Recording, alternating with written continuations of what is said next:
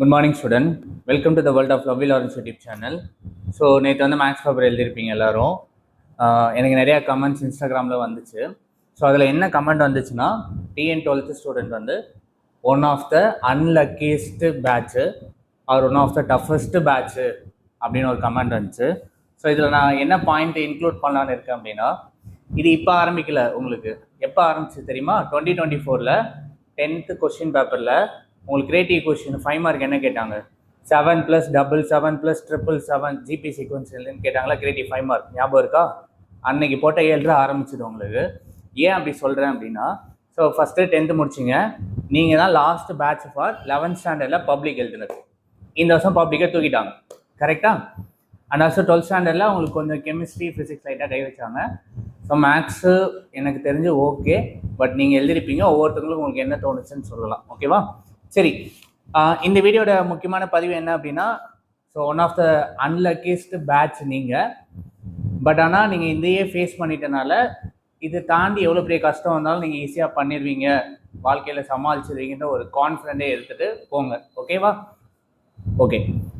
இந்த வீடியோவில் மெயினாக என்ன அப்படின்னா, நம்ம சென்டரில் படித்த ஸ்டூடெண்ட்ஸ் வந்து நேற்று நான் வந்து சொல்யூஷன் போட்டிருந்தேன். ஸோ அவங்களோட மார்க் வந்து நான் கேட்டேன், என்னம்மா எப்படி பண்ணீங்க அப்படின்னதில் அவங்க ஒருத்தவங்க மட்டும் என்ன பண்ணியிருக்காங்க அப்படின்னா 92 வாங்குறாங்க.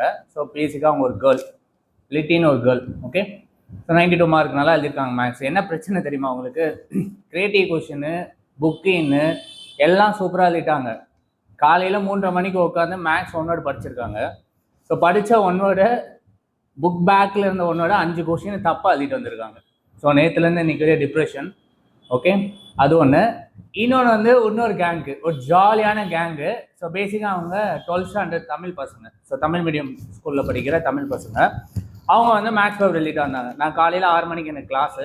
ஸோ நான் போயிட்டு எப்படி எழுதுனீங்க, என்ன எழுதுனீங்கன்னு கேட்டேன்.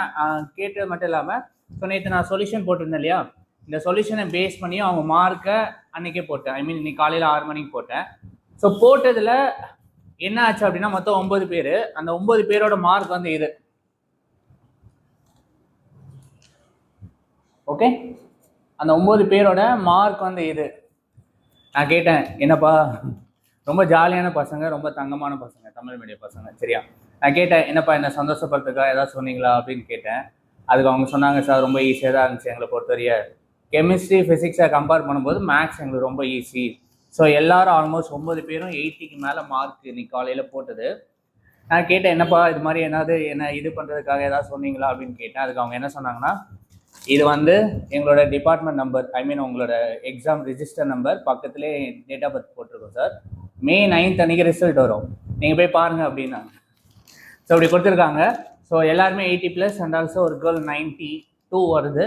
ஸோ 2 மார்க் 3 மார்க் எக்ஸ்ட்ரா ஆகலாம், இல்லை குறையலாம். அதே மாதிரி இந்த பசங்களுக்கும் 2 மார்க் 3 மார்க் எக்ஸ்ட்ராவும் ஆகலாம், குறையலாம். ஸோ எல்லாம் நல்லா எழுதுனால நமக்கு கொஞ்சம் ஹாப்பி ஆயிடுச்சு. ஸோ அதனால் நம்மளுக்கு பிடிச்ச மசாலா எக்கு இன்றைக்கி வெட்னஸ்டே KFCயில் ஆஃபர்னால சிக்கன் ஸ்ட்ரிப்பும் கொஞ்சம் விங்ஸும் வித் கோக்கு இதெல்லாம் வச்சு சாப்பிட்டுருக்கேன். சரி, முடிஞ்சிச்சு உங்களுக்கு. நீங்கள் ஃபிசிக்ஸ் நல்லா பண்ணாலும், கெமிஸ்ட்ரி நல்லா பண்ணாலும், மேக்ஸ் நல்லா பண்ணாமல் போனாலும் முடிஞ்சிச்சு, அவ்வளோதான். எல்லாத்தையும் விட்டுட்டு எதுவும் டென்ஷன் ஆகாமல் உங்களுக்கு என்ன ஃபுட்டு பிடிக்குதோ, இல்லை ஏதாவது டான்ஸ் ஆட பிடிச்சா டான்ஸ் ஆடுங்க, இல்லை வெளில போய் எதாவது ட்ராவல் பண்ணுங்க, இல்லை ஏதாவது ஷாப்பிங் பண்ணாலும் பண்ணிவிட்டு மைண்டை ஃப்ரீ ஆகிக்கிட்டு லாஸ்ட் எக்ஸாம் நல்லா எழுதிட்டு ஸ்கோரை இம்ப்ரூவ் பண்ணிக்கிறேங்க. ஓகேவா? சரி, நீங்கள் ஒன்று புரிஞ்சுக்கணும். என்ன அப்படின்னா, உங்களுக்கு கட் ஆஃப் வேணும் அப்படின்னா, நீங்கள் இப்போ இந்த கட் ஆஃப் வச்சு டேரெக்டாக அண்ணா யூனிவர்சிட்டியில் சீட்டு வாங்க போகிறீங்க. அப்போ அண்ணா யூனிவர்சிட்டி மாதிரி ஒரு காலேஜில் நீங்கள் சீட்டை வாங்குறதுக்கு கட் ஆஃப் வேணும். அப்போ என்ன பண்ணணும்? உங்களுக்கு கொடுத்தா மேக்ஸில் 2 வால்யூமு, ஃபிசிக்ஸில் 2 வால்யூமு, கெமிஸ்ட்ரியில் 2 வால்யூம் புக்கை ஸ்டார்டிங்லேருந்து எண்டிங் வரையே டாப் டு பாட்டம் அப்படியே ஃபுல்லாக படித்தாகணும். படித்தது மட்டும் இல்லாமல் கொஞ்சம் அதை பேஸ் பண்ணி வெளியே இருக்க சம்மு போட்டால் மட்டும் தான் உங்களுக்கு நல்லா கட் ஆஃப் வரும்ன்றது என்னோட பர்சனல் கருத்து. சரி, பாஸ் இஸ் பாஸ்.